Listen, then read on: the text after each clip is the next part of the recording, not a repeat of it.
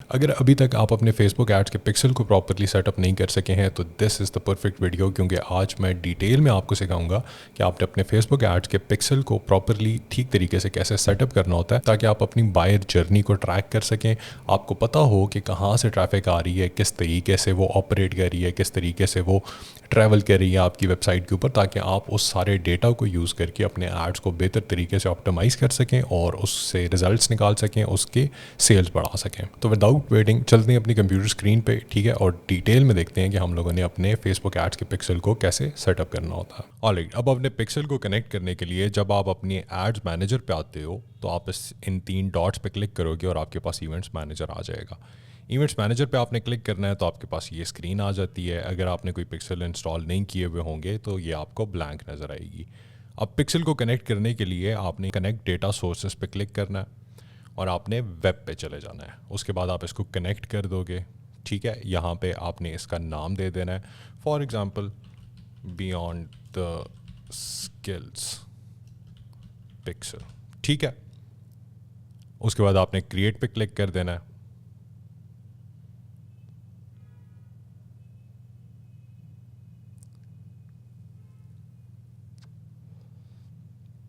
अभी आपसे अपनी वेबसाइट का लिंक मांगेगा, तो आपने जो भी आपकी वेबसाइट है आप उस पर जाके वहाँ से उसका लिंक कॉपी करके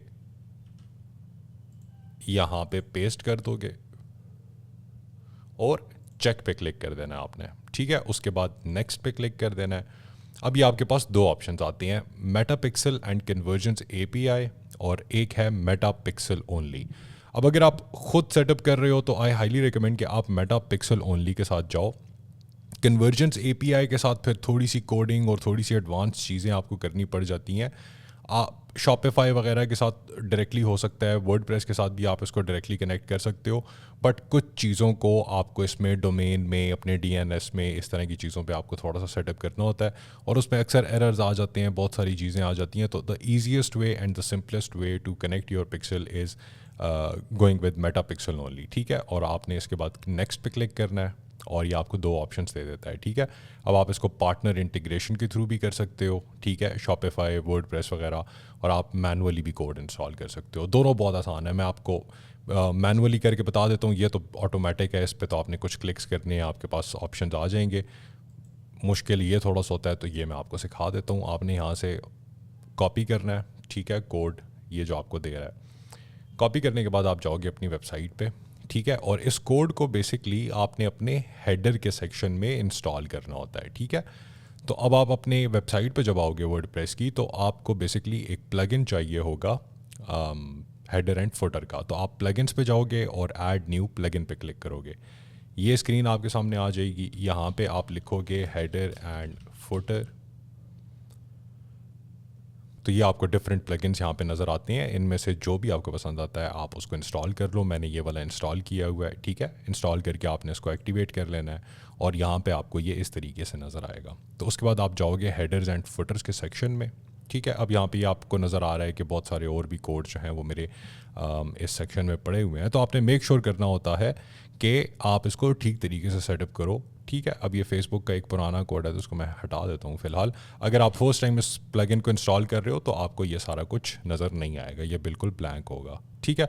तो आपने यहाँ पर आके, और अगर आपने इससे पहले कोई कोड इंस्टॉल किया होता है तो आपने उसको एंड पे क्लिक करके 2 दफ़ा इंटर प्रेस कर देना है, ताकि उसमें थोड़ा सा गैप क्रिएट हो जाए, ठीक है। और थोड़े से गैप के बाद आपने वहाँ पे आके ये कोड पेस्ट कर देना है, कंट्रोल वी प्रेस करके। जब आप इस कोड को पेस्ट कर दोगे आपने सेव चेंजेस पे क्लिक करना है, ठीक है। और अब आपका ये कोड यहाँ पे सेव हो गया है और उसके बाद आप कंटिन्यू पे क्लिक करोगे, ठीक है। आप एडवांस्ड मैचिंग को ऑन कर दो, आई रिकमेंड, क्योंकि ये सारे का सारा डेटा जो आपके सामने जो मैं ऑन कर रहा हूँ ये ऑटोमेटिक तरीके से हैश्ड फॉर्म में इसको उठाना शुरू कर देगा। अब हैश्ड फॉर्म बेसिकली होता क्या है कि जैसे मेरा ईमेल है zarek@gmail.com, लेकिन जब फेसबुक डेटा उठाता है तो फेसबुक के पास डेटा zarek@gmail.com की फॉर्म में नहीं जाएगा, वो इसको हैश करके उठाएगा, ठीक है। तो वो बेसिकली नंबर्स में, कोड्स में ज़रा सा तब्दील हो जाता है, तो उसको हम कहते हैं हैश डेटा, ठीक है। तो ये जो आपको यूज़र डेटा जिस तरीके से आपके पास आया हुआ होता है, ये उसको हैश डेटा में कन्वर्ट करके आपके एड्स को फिर मतलब आपकी ऑडियंस को फर्दर बेहतर तरीके से टारगेट करने के लिए इस्तेमाल करता है, और इस सारे डेटा को यूज़ करके फिर लुक अलाइक ऑडियंसेस में वो हाई क्वालिटी रेलेवेंट ऑडियंस आपके लिए लेकर आ रहा होता है, ठीक है। तो उसके बाद आपने कंटिन्यू कर देना है, ठीक है। आप इवेंट सेटअप, अब ये आपकी वेबसाइट के ऊपर, आपकी सर्विसेज के ऊपर, प्रोडक्ट्स के ऊपर डिपेंड करता है। अगर सर्विसेज की वेबसाइट होगी तो आप अपनी इवेंट्स को सर्विसेज के हिसाब से सेटअप करोगे, अगर ई कॉमर्स की होगी तो आप ई कॉमर्स के हिसाब से करोगे, ठीक है। उसके बाद आपने गो टू पिक्सल ओवरव्यू पे चले जाना है। अब यहाँ पे आपका पिक्सल जो है वो कनेक्ट हो चुका है। अब इसको थोड़ा सा टाइम लगता है ये डेटा को उठाने में, it takes a couple of hours, तो ये थोड़ा सा टाइम लेगा, ठीक है। और उसके बाद आपको यहाँ पे डेटा आना शुरू हो जाएगा। अब यहाँ से आप बेसिकली इवेंट्स को आप चेक भी कर सकते हो, ठीक है, कि आपके इवेंट्स कैसे सेटअप हुए होते हैं। बट आई रिकमेंड जब आप इसको कनेक्ट कर दो तो आप इसको थोड़ा सा टाइम दे दो, ताकि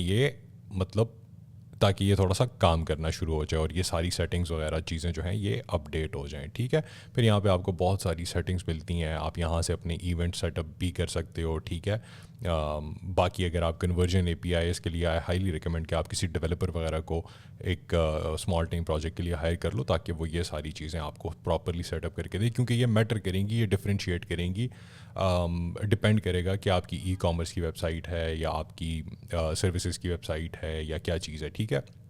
तो इसको उस हिसाब से ही फिर उनको सेटअप करना होगा, ठीक है।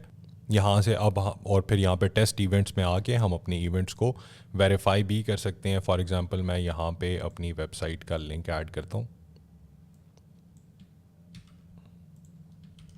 और मैं ओपन वेबसाइट पे क्लिक कर देता हूँ, ठीक है।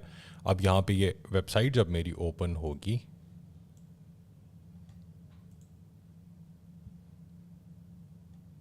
तो मैं इसको थोड़ा सा ब्राउज़ करूँगा, डिफरेंट पेजेस वगैरह पे चला जाऊँगा, और जब मैं वापस अपनी वेबसाइट पे जाता हूँ तो ये अब आप देखो यहाँ पे आपको पेज व्यू प्रोसेस्ड ये आपको नज़र आ रहा है। फिर इसी तरह जब आपकी कोई लीड फॉर्म्स होंगे वहाँ पे कोई लीड छोड़ेगा या इसी तरह परचेज़ हो जाएगी तो वो आपके ये ऑटोमेटिकली उठाना शुरू कर देगा। इस टाइम पे ये मैनुअल पे है, लेकिन जब इसको ऑब्वियसली सारा कुछ आपने प्रॉपरली सेटअप कर दिया होगा अपने इवेंट्स को, अपने सर्विसेज या प्रोडक्ट्स के हिसाब से, तो ये आपके इवेंट्स को उसी तरह उठाना शुरू कर देगा, ठीक है।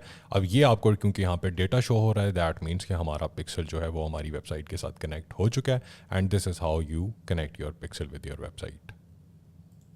ऑलराइट, आई होप ये एक हेल्पफुल वीडियो थी। This is it from me in this video. Subscribe करना मत भूलें, लाइक करना मत भूलें और बेल आइकन पर प्रेस कर दें ताकि आने वाली वीडियोज़ की नोटिफिकेशंस आप लोगों को मिलती रहा करें। See you all in the next one.